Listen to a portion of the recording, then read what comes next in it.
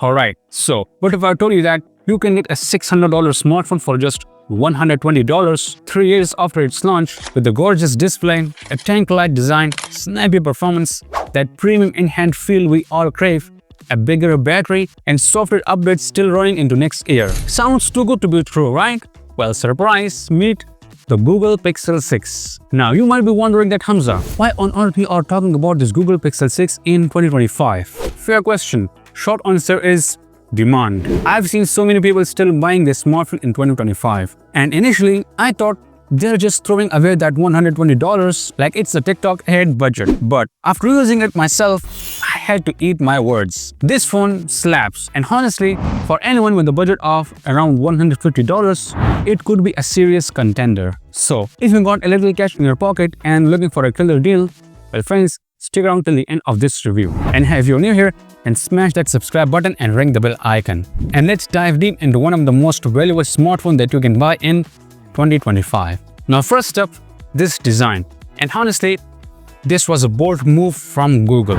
This was the first time they went all with that signature camera bar stretching across the back. The Pixel 6 rocks two-tone design that's honestly pretty striking. The frame is aluminum, which means it feels sturdy and premium. This back panel though, it's glass. So yeah, prepare for a fingerprint museum every time you pick it up. You will definitely want to slap a kiss on it. But here's the good news. It's IP68 water and dust resistant. And once you flip this smartphone over and fire up the display, oh boy, that's where the real magic begins. The Google Pixel 6 is rocking a 6.4 inches AMOLED Full HD Plus display with a 90Hz refresh rate. Yeah, 90Hz, but trust me, the smoothness is almost suspiciously good. Scrolling through Instagram, browsing the web, or just navigating around the UI feels so buttery. And since it's HDR10 certified, watching content feels like a mini theater experience right in your hand. Whether you are binging Netflix, vibing to music videos, or watching cat films on YouTube, the display doesn't disappoint. It's sharp, the colors are super vibrant, and with that 411 ppi density, details are crisp enough to impress even the Pixel peepers. Plus, the outdoor visibility is not a problem with over 850 nits of peak brightness. And friends, this display is not just pretty, it's tough too, thanks to the Corning Gorilla Glass Swiftest protection on the front. But wait, there's more. The experience gets even better with the dual stereo speakers. Sure, they're not quite flagship tier, but they still pump out loud, punchy sound with decent amount of bass. Just listen for yourself.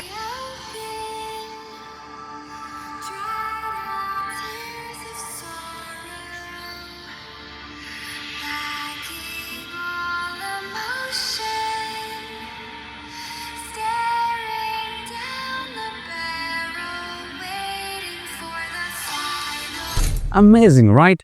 Now speaking of amazing, let's talk about the thing that really matters, the performance. The Google Desert chip was a big deal back in 2021.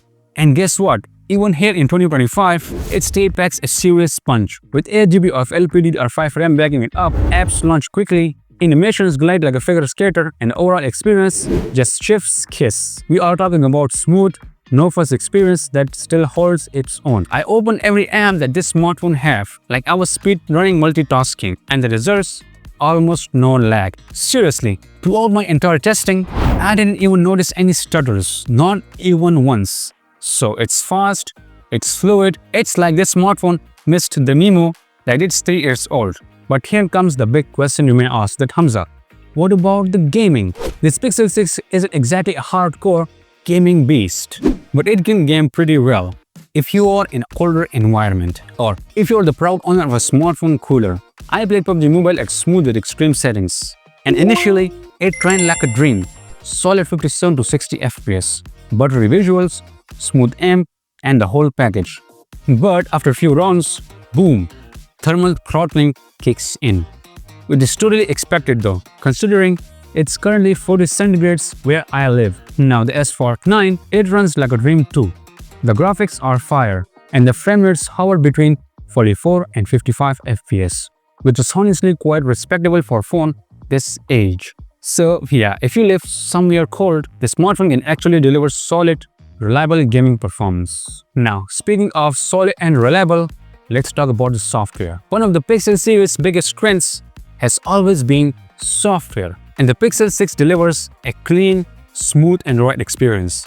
It was initially launched with the Android 12, and I've upgraded to the Android 15.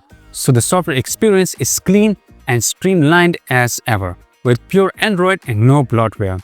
The customizations, the animations, like every time you unlock the smartphone and much more. So the software lasts long.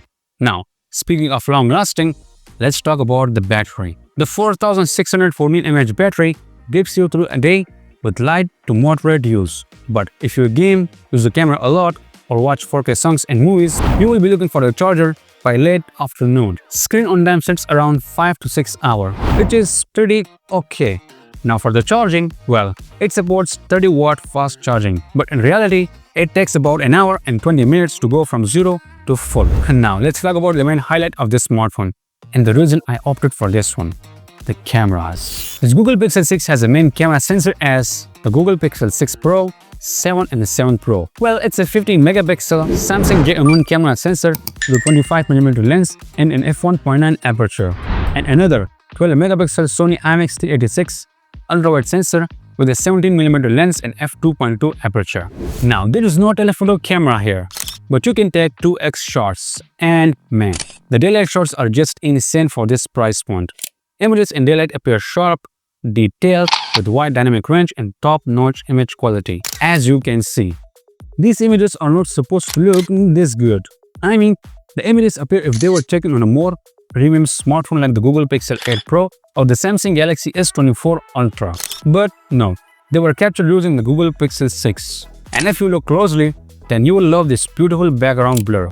And that's because of the bigger sensor size, which I'm a bit fan of. And you can also see the ultrawide has the same punch as the main camera, but a bit softer. Now the low light is where the smartphone truly shines. That bigger sensor really helps this camera to take the best low light shots at this price point. I mean, as you can see, the images have tons of detail with controlled noise and a wide dynamic range.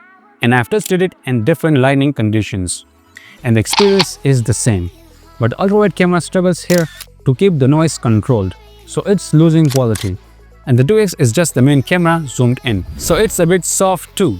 But hey, these are some of the best low light shots I've ever seen in this price segment, except the iPhone 11.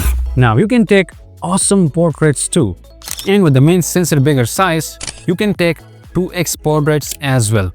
As you can see, the portraits have good edge detection with a wide dynamic range and details that pop like magic, because the blur looks really natural and cinematic. And let's not forget about the selfie camera. This 8 megapixel sensor can take some breathtaking selfies, as you can see, with wide dynamic range and pretty good details, but a bit softer. And I'm amazed by how well it can control the skin tones. Now, the video recording capabilities is the main highlight of this smartphone. You can shoot 4K 60 videos with the main and 4K 30 FPS videos with the ultrawide camera. And man, the videos turn out really well. As you can see, the stabilization, the detail, the dynamic range, everything is top of the line. I'm casually walking and just look at this video. Even with the ultrawide camera, well, the field of view isn't as wide, but the video does look amazing at 4K 30 FPS. Now the low light videos, well, let's just say I am blown away by its low light performance. I mean, the Samsung J1 camera sensor shows its capabilities, which are just insane. As you can see, the videos have low noise, top of the line dynamic range, and the details are just awesome. Well, the light flares steal the show, but hey, if there are a few light sources, then the footage looks clean and actually great. So yeah, even in 2025, the smartphone camera is still rocking solid, and for about $120, it's insane. Now for connectivity, this Pixel 6 comes loaded with a Wi-Fi 6E, Bluetooth 5.2, NFC, and a USB Type-C Gen 3.1 port. Well, that's a nice little flex. So connecting to Wi-Fi or with the AirPods is fast, so no compromises here. And yes, the fingerprint scanner is fast and is actually well placed. Not too high, not too low. Now, one of the main reasons that I opted for this one is the price. I mean, for around $120 in most markets, it's still one of the best smartphones you can get at this price point. Well, it's a flagship smartphone, so yeah, it's still flexing hard in 2025. And now you may ask, Hamza, should I buy it in 2025? And friends, that brings me to my final verdict. So, after using this Pixel 6 in 2025, here's my take. If you can find this Google Pixel 6 under $150 and your priorities are great still photography, clean software experience, and a unique design, then yes, it's still a solid buy. It's great for casual users, people who want a good smartphone, or someone who just needs a daily driver without breaking the bank. But if you're a gamer, a power user, or someone who cares about future software updates and top-tier performance, I'd say skip it. Spend about 50 or 80 more bucks and look at the Pixel 7, which fixes a lot of the issues that this Google Pixel 6 have. Or even go for a refurbished Google Pixel 8 if you can spend about $100 more, which will give you longer software support and better hardware across the board. Now, at this point, the Google Pixel 6 is the best described as an aging workhorse. Still capable, still charming. So is it worth it? Well, at this $120 price point, I highly recommend this smartphone to anyone. Now, if you're in Pakistan and looking to buy the smartphone, well, good news. You can get it directly from me and my team. I've partnered with some trusted friends to offer some of the best prices in the market. So, we sell my tested units. Plus, we've got plenty of other options available across different budgets. So friends, all the details are in the description. And don't forget to use the code Hamza for exclusive discounted prices. And friends, that's all for this review. I hope you enjoyed this video, and if you did, then please subscribe to my channel and press the bell icon to never miss a review video like this one. And hey, if you like this video, then give it a thumbs up and leave your thoughts in the comments section. I will love to answer them. So my name is Hamza, this is Heads Tech, and I'll catch you in the next one. If you want to watch the full review of the Google Pixel 7 Pro, then that video is right here. And if you want to watch the full review of the Google Pixel 8 Pro, then that video is right here. Thank you for watching.